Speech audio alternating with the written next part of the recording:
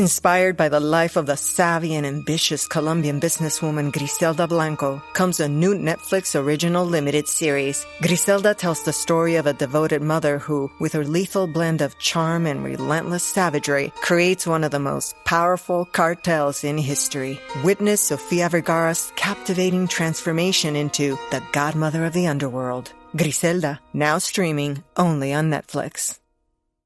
You better take care of yourself or you can't take care of anybody else. Once my glass is full, everything that is left is for everyone else. They can have it all.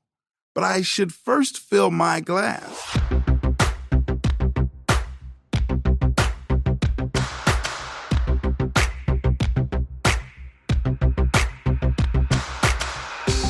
Now, Dr. Amen is one of America's leading psychiatrists and brain health experts. He stays busy. He has authored or co-authored 9 professional book chapters, 85 scientific articles, and more than 40 books. The name of his book is The End of Mental Illness: How Neuroscience is Transforming Psychiatry and Helping Prevent or Reverse Mood and Anxiety Disorders, ADHD, addictions, PTSD, psychosis, personality disorders, and more. But the main title is The End of Mental Illness.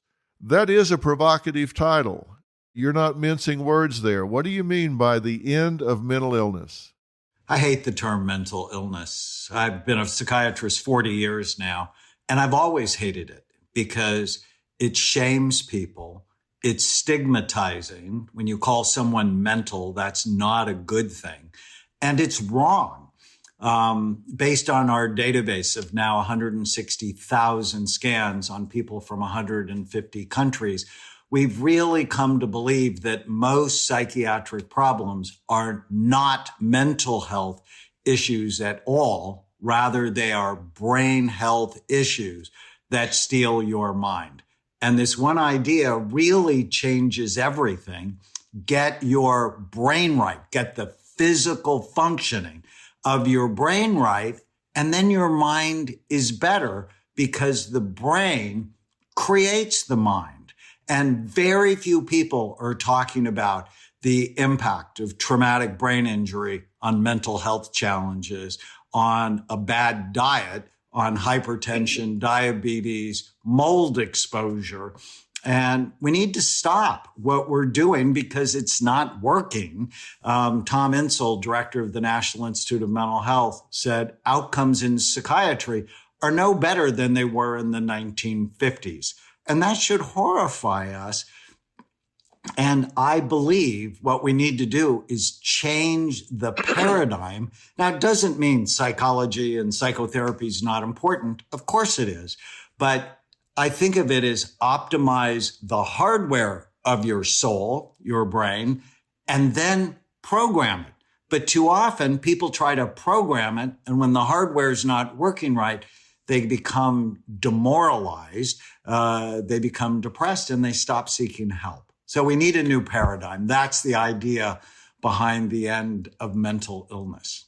To be clear, and I want people to understand this fully and completely. And so I'm going to play devil's advocate for a minute.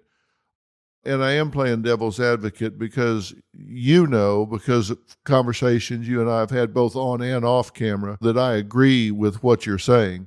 But to play devil's advocate and ask a few questions, you're not saying that if somebody is showing what we now call schizophrenic behavior patterns or depression or panic disorders or anxiety or whatever, that's not real, that those are not real disorders, that people aren't really having disrupted lives from schizophrenia or depression or whatever. You're not saying that those are not real disorders, correct? Correct. They're completely real. But being schizophrenic or being depressed doesn't tell you one thing about why you're schizophrenic or why you're depressed. Think about it. Lincoln, and I'm a huge Lincoln fan, had severe depression during his life. He was actually suicidal in the winter of 1840. And how did his doctor diagnose him? So his doctor was Anson Henry. He talked to him. He looked at him. He looked for symptom clusters and then diagnosed and treated him. That's exactly how depression is being diagnosed today. Depression is a symptom like chest pain with many different causes. And if we don't understand what's causing it, that's why at Amen Clinics, we look at the brain. How do I know? Does your brain work too hard or not hard enough? Is it toxic or traumatic? That we really need to change how we approach these things. It's not that bipolar disorder is not real. It's totally real and will ruin your life if you don't treat it properly. But we're not talking about why do you have it? And oh, by the way, if we get your brain right, your medication is going to work so much better. Two things that have always stuck out to me. One is that when we use psychometrics, people think we're measuring depression or anxiety or whatever, and that's absolutely not true. With psychometrics, what we're doing is we've given these test items to lots and lots of people, and when you take a test and you come back and score high for depression, we can't really say you're depressed. What we're saying is you have an awful lot in common with people that we have observed to be depressed. We gave these test items to a big population of people that we observed to be depressed, and you answered the questions the way those people answered the questions. So when you take a psychometric test, we're basically comparing your answers to people that we've clinically observed to behave in a way that we've labeled as depressed. And so I think people misunderstand how psychological tests work. And then secondly, these drugs that we give people to treat schizophrenia, depression, bipolar, if you go look these drugs up and look in the section where it says agent of action, how it works, most of them it says unknown. It just says we've given these people and some people get better, but we don't know, which means they don't understand the relationship between the brain or the biochemistry and this symptom pattern. They just gave them these and some people got better, so they licensed the drug and gave it to them without really understanding how the brain or the body actually responded to them. That's scary to me. And that's common, right? That's how most people are diagnosed and treated without any biological information. And I love being a psychiatrist, but I belong to the only medical specialty that virtually never looks at the organ they treat. And they call me crazy. And I'm like, no, more information, like Cameron, the kid you and I did together, he was dropped like 10 feet onto his head. And yes, he has mental health problems, but he's failed all these doctors. And because nobody's asking, well, why is he depressed? Or why is he addicted? And if you don't look, you don't know. And then you come up with all sorts of crazy ideas on, well, this is why people are depressed. It's because they have a serotonin deficiency. It's like, no, you broke his frontal lobe or his temporal lobe. Let's work on fixing that. And then he's likely to get much better. You say since 1999, suicide has increased 33%, enough so that it's decreasing overall life expectancy. And during the same period of time, cancer has decreased 27%. To me, that speaks to the fact that the stigma is there. People are not asking for help when their actual quality of life has eroded to the point that they can't endure it anymore. But cancer, they get help because there's no stigma. So one's up a third, the other's down a third. And since the pandemic, I think suicide is up way more. I've just never seen anything like it. And it's because we're working on the wrong paradigm. You know, why are we making such progress in cancer and heart disease and virtually every other aspect of medicine, but we're not making progress in psychiatry? And I think it's because the paradigm is wrong, making diagnoses based on symptoms with no biological data. And the end of mental illness is trying to go, there's another way to do this. And we study our outcomes at Amen Clinics. So we've been doing it since 2011. If you come to see us, we actually enter you into a formal outcome study. And on average, patients have 4.2 diagnoses. They're complicated. They have failed 3.3 providers and 5 medications. And at the end of 6 months, if we treat them, 84% are better. No one's got those outcomes that publishes them. No. And it's because we get more information and we're decreasing stigma. But what I love, we increase compliance. People want better brains. And so, like with my NFL group, they like being coached. And so they'll do the things knowing that in 4 months or 6 months later, I'm likely to rescan them and go, are we doing better? And I just get so excited about that. And I mentioned to you when we were not on camera about this kid, Jose, who came to see me because of your show. Like 10 years ago, you were doing a show on compulsive cheaters, and he cheated on his wife 8 times in 4 years. His wife had a gun. She was going to kill him. And as part of the show, I got to scan him. He had a damaged brain from football, mixed martial arts, had terrible habits. And when we fixed his brain, and 7 months later, I scanned it, so much better, he's making better decisions. And I don't know if you'd agree with me, but ultimately, a person's success in life is a sum of all the decisions they've made. And as you make better decisions, your wife doesn't want to kill you anymore. You're more likely to not have to visit your children on the weekend. And he just graduated from nurse anesthetist school. I'm just so proud of him. With a better brain comes a better life. I'm Dr. Megan Sachs. And I'm Dr. Amy Schlossberg. And we're the host of the podcast Campus Killings. Our show covers some of the most sinister crimes to take place on or around school campuses, or the cases we discuss have a school-connected theme. And with the new school year comes an all-new second season of Campus Killings, which will debut on September 16th, 2023. But if you want to listen to Campus Killings now, you can binge all the episodes from season 1. Available everywhere you listen to podcasts.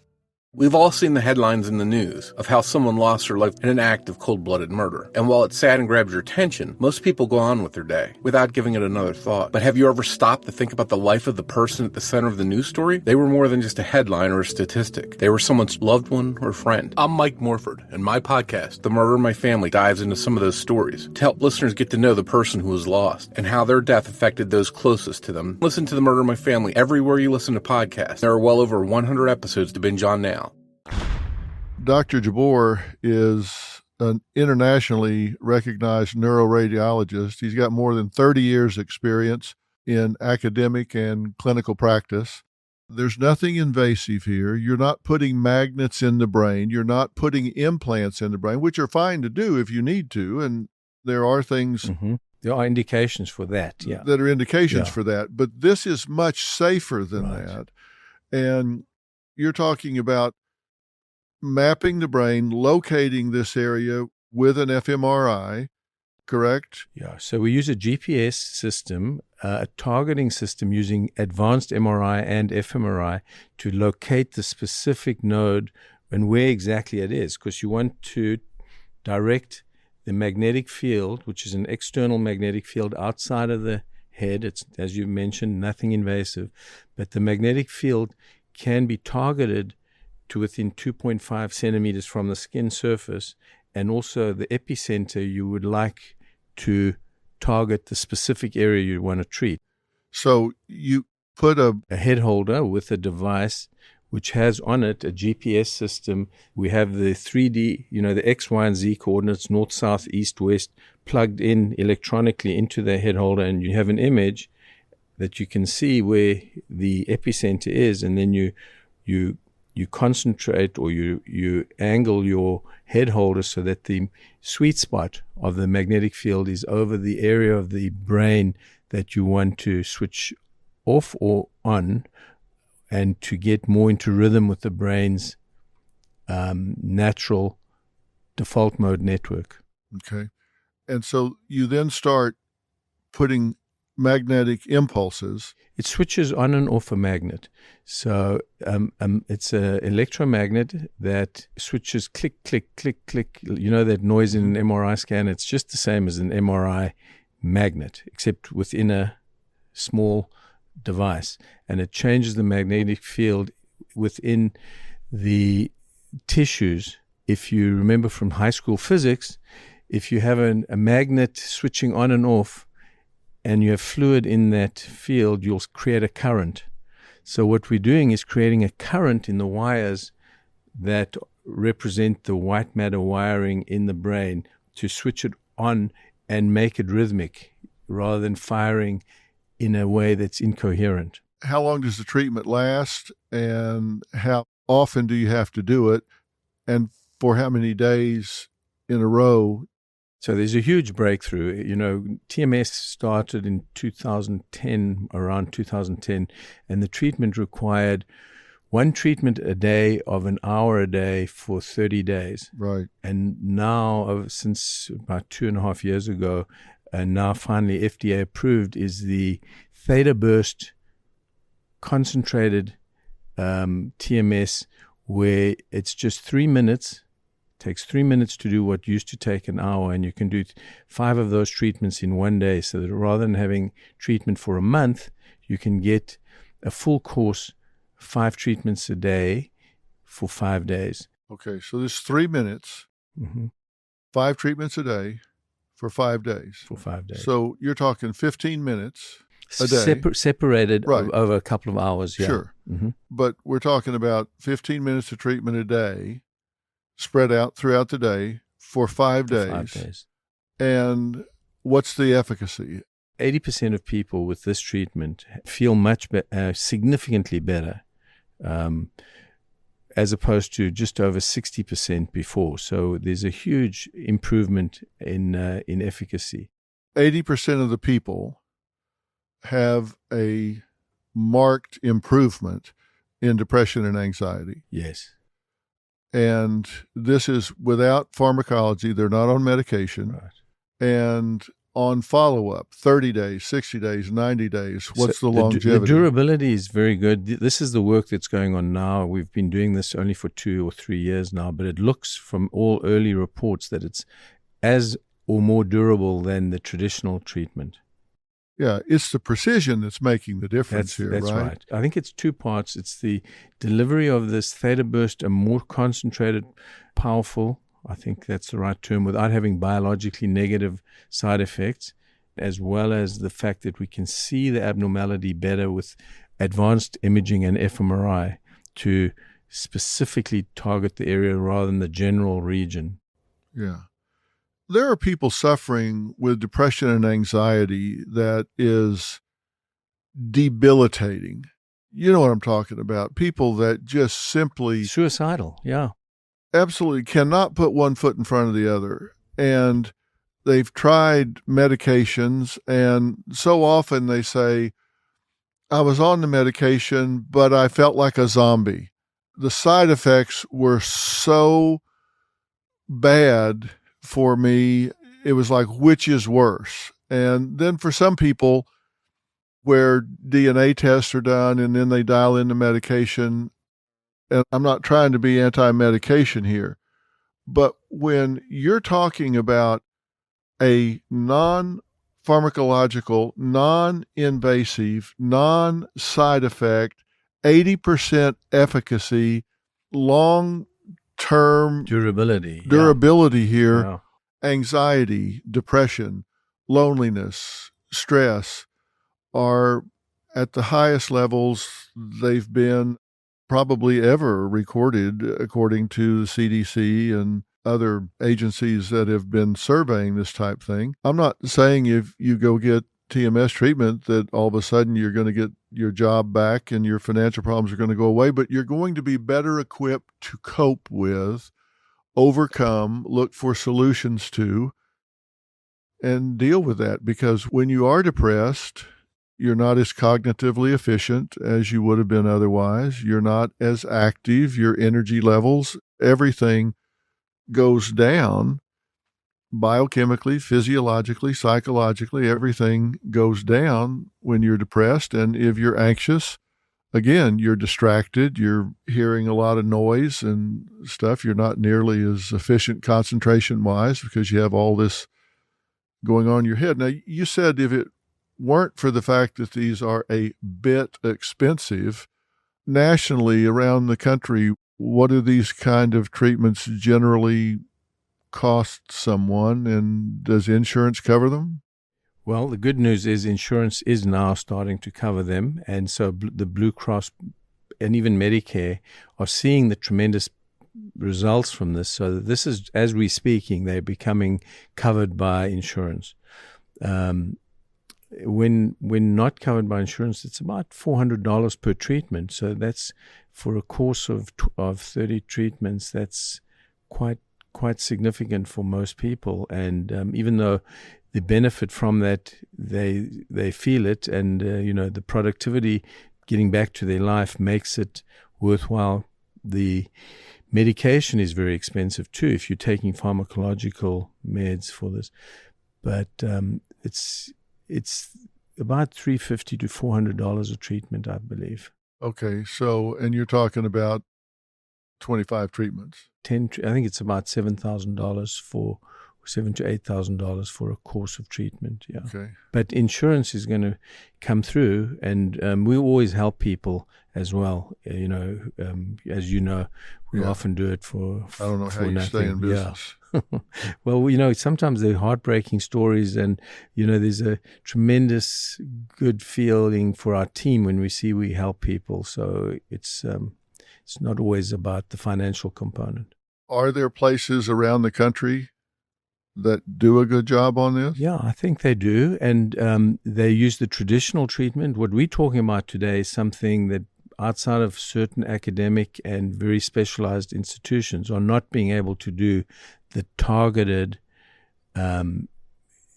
imaging-based TMS, where you're actually able to subselect areas of the frontal executive area and concentrate on those. So the traditional treatment that's been going on for 7 or 8 years is a general treatment to the general area. They get about a 58% improvement rate, and there are centers all over the country that do it without imaging guidance. Now we will provide the imaging and send the database to the TMS centers, and there are plans to educate all those psychiatrists on how to use the imaging guided system. So the primary impact now is depression and anxiety. Yes. And of course that is comorbid to so many other things. So whether you're dealing with a primary diagnosis of PTSD or whatever, traumatic brain injury, or TBI, or especially things like brain degenerative disease. Depression is one of the most terrible parts of Alzheimer's disease, and if you can get people out of that depression, you're stimulating neurological tissue in a patient with a brain that's degenerating. You can give them more time before they have their memory slip away. And it's got to seem like it rolls the clock back. Yeah, I know it doesn't. I'm just saying. It just keeps the neurological tissue regenerating itself. And in stroke and in multiple sclerosis now, there are also very big applications for this. So it's a big advance generally, and I think we're going to see a lot more of this. Lori Gottlieb is a psychotherapist. She's a New York Times bestselling author. And in addition to her clinical practice, she's co-host of the popular Dear Therapist podcast, which is produced by my good friend Katie Couric. She also writes the Atlantic's weekly Dear Therapist advice column. Getting trained in psychology and being in practice and all can go down so many different paths and impact so many people, where the people that we're actually working with one-on-one become teaching tools for millions of people that might be reading about it or watching it. But that does change the way that you interact with that person, right? Yeah, absolutely. I think that that's what I'm trying to do, is exactly what you said, which is to really bring emotional health and well-being to everybody, to make it accessible for everybody. And so I think when we're working one-on-one in the room with somebody, we have a great impact, but we also can bring that to people who maybe aren't going to go to therapy, but really want help with their relationships with their parents, their children, their, figuring out their relationships to themselves. And I think that that's so important that everybody has access to that. I'm Katie Maloney, 37, a divorcee, and I'm out here falling in love every day with myself. And I'm Dana Cathan, 33, former needy mess and delusional Leo, but I've never been happier. Never been happier. You know that. Good. The foundation of this podcast is for people who want to live their life unapologetically. It's a safe space for anyone who's going through a transition in their life or just dealing with the regular bullshit. It's a religion. We're not saying that we're looking to start a coven, but that might be why we started this podcast. Not saying that. Join our cult. Community. The coven. Religion. Okay, let's just stick with community. Listen to the podcast. Listen to the podcast. Hi, this is Rachel Yucatel, and I'm here to invite you to listen to my podcast, Misunderstood with Rachel Yucatel. This podcast delves into the lives of those who have been reduced to a single headline. Each episode will take a closer look at the stories of those who are on a mission to change their narrative. Join me as we uncover the truth behind the misconceptions, shed light on the stories of those who have perhaps been wrongfully portrayed, explore the complexities of the human experience, and celebrate the power of second chances. Who doesn't love a good comeback story? You make a really great point where you say the story people come to you with in the beginning is typically not the story it winds up being about, and not the story that you end with at the other end. And of course, that's the therapeutic process, but you describe it in a way people can understand. They come to you with a story and they're not reliable narrators. How do you go about getting them to reevaluate their story and change that narrative? I think you have to ask the right questions. And I think that people don't know what questions to ask themselves because they're very married to their story. And they feel like they're very stuck. And the reason they're stuck is because there's something faulty in their narrative. And so my job sitting with somebody is to help them ask themselves some questions that they haven't been able to do. I think that a lot of times we don't ask those questions because of shame. I think that we feel like if I face the truth of something about myself that maybe I'm not proud of, I'm a bad person. And we really want to distinguish between, what it means to do something, which is different from who you are as a person.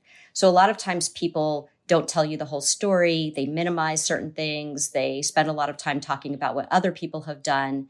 And we really just want to humanize the fact that we are all imperfect people, that we grow and change because of these imperfections, and that really being honest with ourselves and with the people in our lives is going to free us from whatever is ailing us. Yeah, and your book, I want to really encourage people to read this book. Maybe you should talk to someone. I highly, highly recommend it. But in this, you talk about that there's a common theme to their stories that include an element of emptiness and disconnection. No matter how many people are in their lives, whether it's work, family, extended family, or whatever, that a lot of these narratives that people have, they don't feel connected. They do feel a sense of emptiness. And I get a sense from a lot of the people that I talk to of them putting themselves in a victim role in that regard as well. Well, I think this lack of connection is a big theme, especially now. And, I should just give this some context to say that in Maybe You Should Talk to Someone, I follow the stories of 4 seemingly very different people that I see in therapy. But there's a 5th patient in the book, and that is me, Right. as I go through therapy with my own therapist. And I did that because I say at the beginning of the book that my greatest credential is that I'm a card-carrying member of the human race, that I know what it's like to be a person in the world. And I didn't want to be the expert up on high, because I truly believe, especially as all these years as a therapist, I've seen that we are all more the same than we are different. And so I think that when people are struggling with something, whatever their issue is, there are real issues that they're struggling with, very kind of discrete issues. But underneath it is often this sense of not enough connection. How are their lives peopled? And are those relationships nourishing them? So they might have a lot of people in their lives, but they might not be nourishing because they're operating on a superficial level, or they're having a lot of difficulty with getting along, or they aren't opening up, they're not being vulnerable. So there are a lot of reasons that we feel disconnected. And I think part of it has to do with we feel like whatever we're going through is that we're alone in it.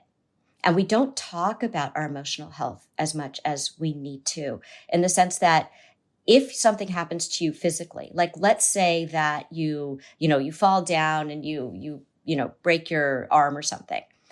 We're going to go to the doctor for that. And we're not going to compare it to something and say, well, it's not like I have whatever it is, stage 4 cancer or whatever, something that you think is more severe than that. With our emotional health, we say, yeah, I don't know, I'm feeling like disconnected, or I'm feeling kind of sad, or something's off. But, I have a roof over my head and food on the table, so it's okay. I'm not going to get help for that. We don't have this hierarchy of pain with our physical health. We get help. But with our emotional health, we do. So if you're having chest pain, you're probably going to go see a cardiologist before you have a heart attack. If you're having emotional pain, the people who come to my office are usually having an emotional heart attack. They didn't come when they were just having the equivalent of the chest pain. And now, first of all, it's harder to treat because now you're like, it's really gotten bad. But secondly, you suffered unnecessarily for a long time when you didn't need to. So I think part of the disconnection is that we don't realize how important it is to tend to our emotional health, not when it gets really bad, but to make that a part of our lives, to make that a priority. Yeah, and I think we have to own that, because one of the things that I think we're really deficient in society-wise is we don't do anything in the educational system to teach kids to recognize red flags in their mental health.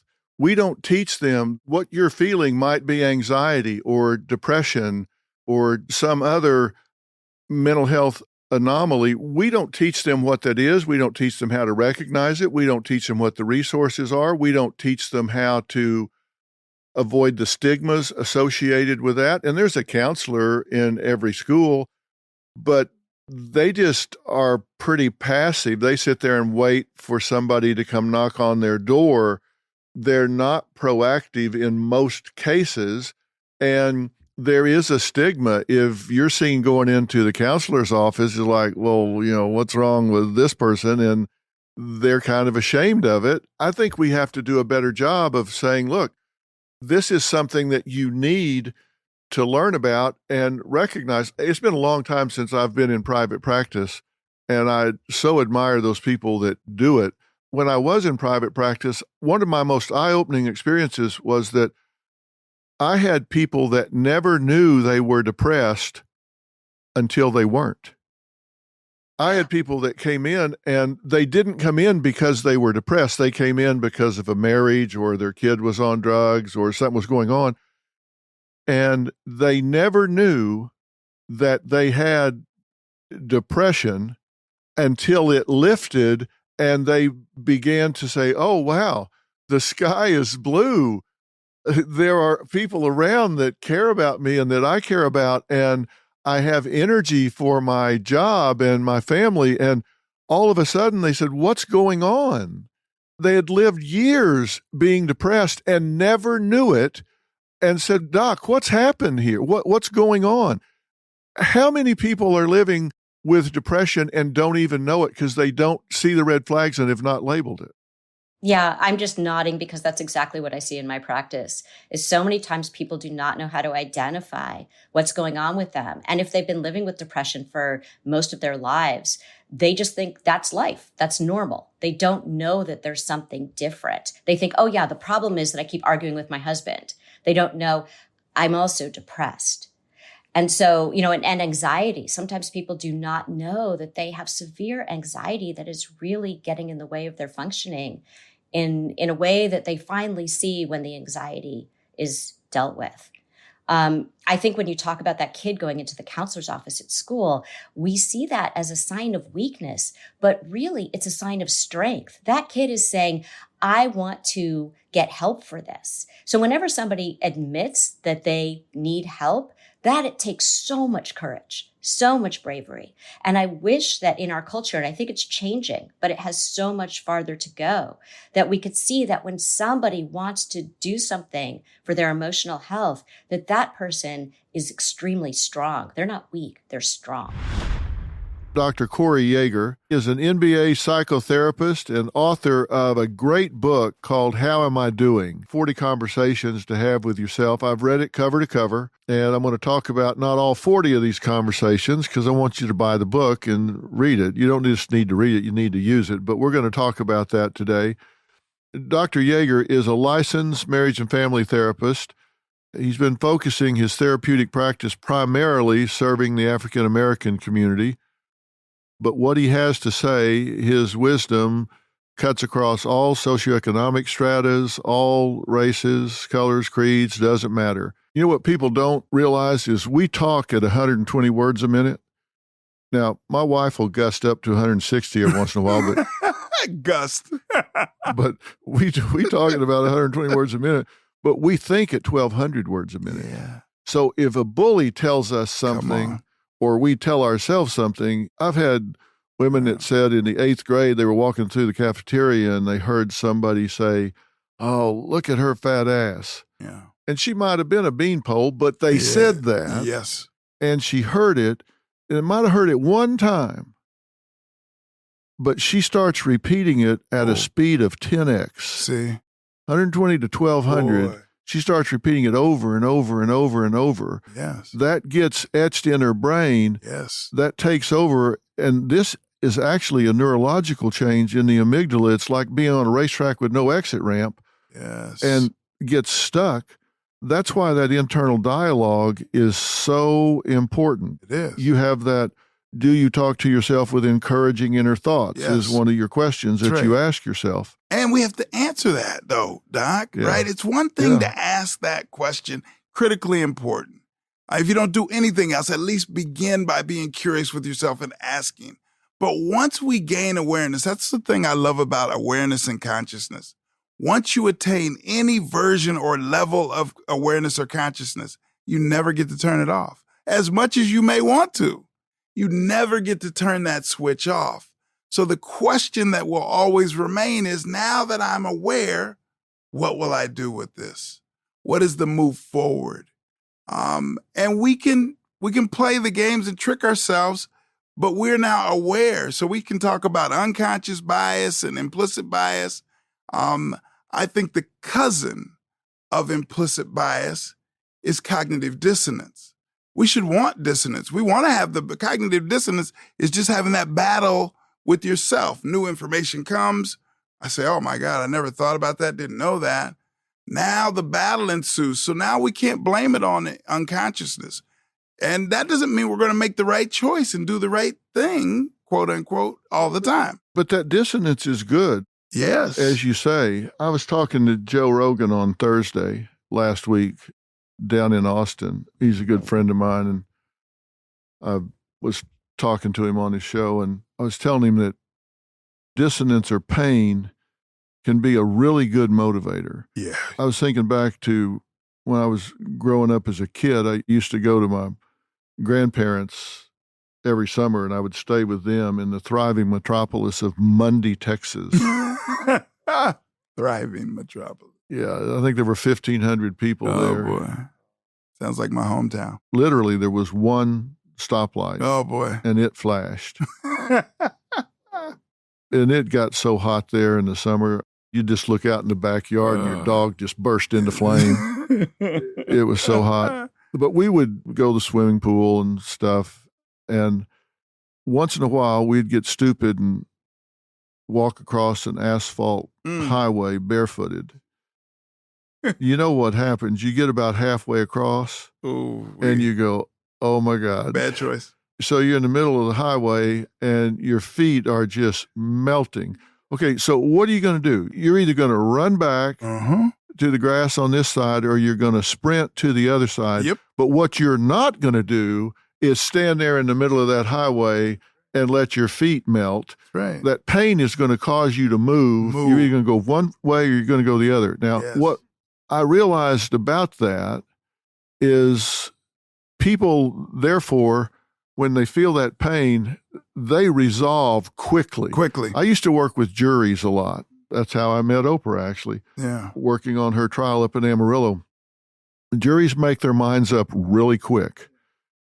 Remember growing up, you'd be wrestling around with your siblings and break a lamp. There is a dead heat race to get to mama first. Yes, to tell your version. Whoever has primacy has a better chance of surviving. Yes, sir. So you want to tell your story first.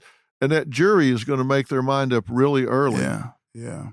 So once you get somebody to take a position and go to one side of the road or the other, how hard is it to get them to come off that cool grass back onto that hot highway and come all the way to the other side? Yeah. People make up their mind early, go back to where it's comfortable, and then it's real hard to get them to move their position, go back into that pain, and come to the other side. And some of these people that are in life right now are so stuck that getting them to come out of that position they're in, go through the pain of change to get to a new place is real hard. It's troubling. And that's what you're doing with these 40 questions. You're luring them back onto that hot highway to get to a new place. And you're doing it a step at a time instead of asking them to jump across the highway. You're saying, all right, first, who's the most important person in your life? Do you allow yourself to dream about what you want? Do you know who you are? Do you look in the mirror? Do you realize what you're saying to yourself? You're asking these people. And the reason I love your book so much is these are stepping stones that take them across that hot highway to get them where they're going. That's why I love your 40 questions so much. You've got a billion things that you've made me think about. I'll see if I can capture a couple. One thing that I live by is an African proverb, and that's really the premise of the book. And the proverb is, how do you eat an elephant? One bite at a time. Grab an ear. So those 40 questions or conversations to hold with self, the overarching question, how am I doing? Those bite-sized approaches to those small conversations can help move you. The other thing that I talk a lot about that I think is really important, Doc, is how do we view or engage pain? I see that pain should oftentimes be the best indicator of growth. That if I'm going to grow, think about the things that you've done in your life that were really good. That if you go to those days, weeks, months previous to that moment that was beautiful, there was probably some associated pain, discomfort. Well, what we'll tend to do is lean away from discomfort. No one wants discomfort. No one wants pain. But if we can reframe that into saying that pain, that discomfort may be telling me that I may be on the edge of birthing something quite beautiful. Labor pains that a woman goes through. Why do you get through it? Because you know what is to come. So recognizing all of that discomfort and that chaos that we oftentimes will have to deal with, that if we understand it or see it as an opportunity for that growth is important. I'll shut up. Nelson Mandela said a quote that I also live by, that in life we never lose. We either win or we learn. So we're going to take some lumps, but it's not just a loss for the sake of a loss. that it must be a loss, quote unquote loss, for the sake of learning from that. I had coaches, George Allen was my head coach at Long Beach State, and Willie Brown, and they always said, hey, you're going to make mistakes. We're not mad at you for making mistakes. First of all, if you're going to make them going 100%, 100 miles an hour.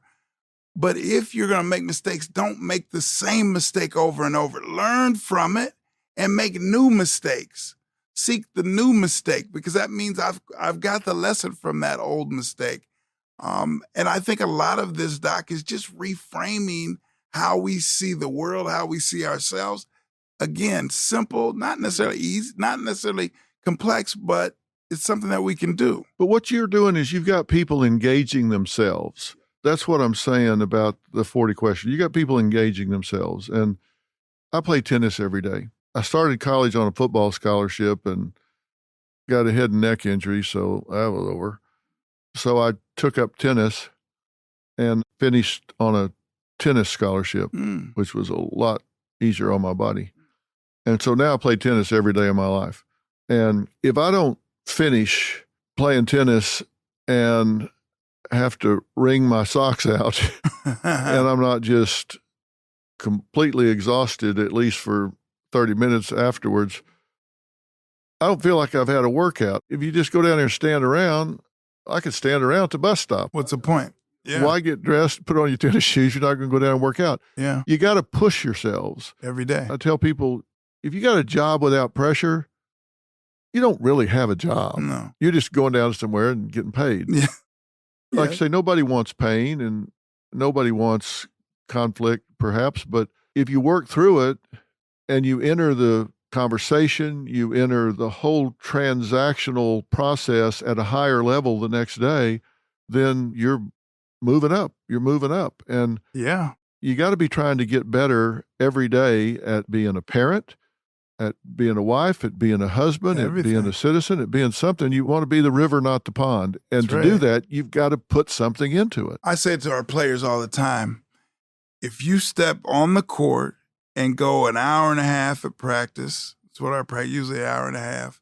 If you step off the court at the end of the practice and you didn't get better, you just blew an hour and a half of your day that you'll never get back. Yeah. So as you begin that process of walking on the court, committing to self that I'm going to find a way to get better. I'm going to get whatever it is in whatever fashion or manner that better, which is a very relative term, that you can commit to bettering yourself for that next stretch of time. And pursuing that with a vigor and a zest that pushes you. Again, the individual gets better, but that means they show up in the world as a better version of themselves. And now that social network is better because of the work that they've done. Dr. Deena Manion is a celebrated doctor of psychology and licensed clinical social worker since 1993, specializing in substance abuse, depression, anxiety, personality disorders, couple counseling, family therapy, and really just a lot of important areas in psychology and human functioning. I don't want people to hear me or us saying that anytime someone is offended that it's a paper tiger, because that's not true. There are legitimate situations where people have experienced legitimate trauma. To do something that calls that trauma to the forefront and creates a legitimate mental, emotional, physiological reaction is very unfortunate and something that should be avoided at all cost. If you know that it's coming and you can tell somebody about it, then great. Then they can avoid that. And if there's something in a course description that lets somebody know, hey, we're going to cover a book in here that deals with rape or molestation or home invasion or something that hits really close to home, then by all means, opt out. Give the person the opportunity to say, I want to avoid that. And if someone is in a situation where they have been traumatized in a legitimate way, and we can provide a healing, nurturing, safe environment for them, we should do that in the educational environment. But there has to be some kind of threshold. If you're so hypersensitive, so fragile that virtually anything a professor says, they're so paranoid that somebody in the class is going to be headed over to the dean's office after class by something they said in an approved curriculum, and it's going to get traction, then we've got the tail wagging the dog. It seems to me the first step that I would have advocated in some of these situations is if the student came in and said, I found this to be offensive, then make your case. And clearly, if it's blatant bigotry, if there's some, it doesn't have to be racial, whatever it might be, then look at it. If it's a pattern of behavior, then you deal with it. If it's not, then you try to have the two resolve their differences. Is this your intention? Figure it out. Hopefully the two can resolve the situation. That's part of the maturity of the student having a difference. Now, understand there's a difference in power between the student, and if they're making an anonymous complaint and they don't want to face the teacher and fear for their grade or whatever, I understand that. But to the extent that the student can resolve these things themselves, they need to do that. They need to own that. If it's a situation where there's a power imbalance, I get it, but they need to be held accountable for what's the real issue. You just can't put something in the complaint box and walk away. You've got to stand for the complaint. You've got to give a rationale for it. And there's got to be more to it than just, I was offended, Bob student. And you may or may not get your way as a result. I mean, it might not go your way, and then you have to deal with that. As I've said, if it's a legitimate thing, then certainly accommodations can be made. But we need to prepare these students for the real world. Psychology says they need to be tough enough to learn to cope with and accommodate to things in life that they're not going to like. They're not going to like everything. Everybody's not going to get a trophy. And that's not going to make everybody happy, but they're not happy anyway. They're not happy anyway. Yeah. Now, is there a point that you believe we should start teaching these kids how to cope with anxiety, depression, stress, cyberbullying, these issues as part of the curriculum in school?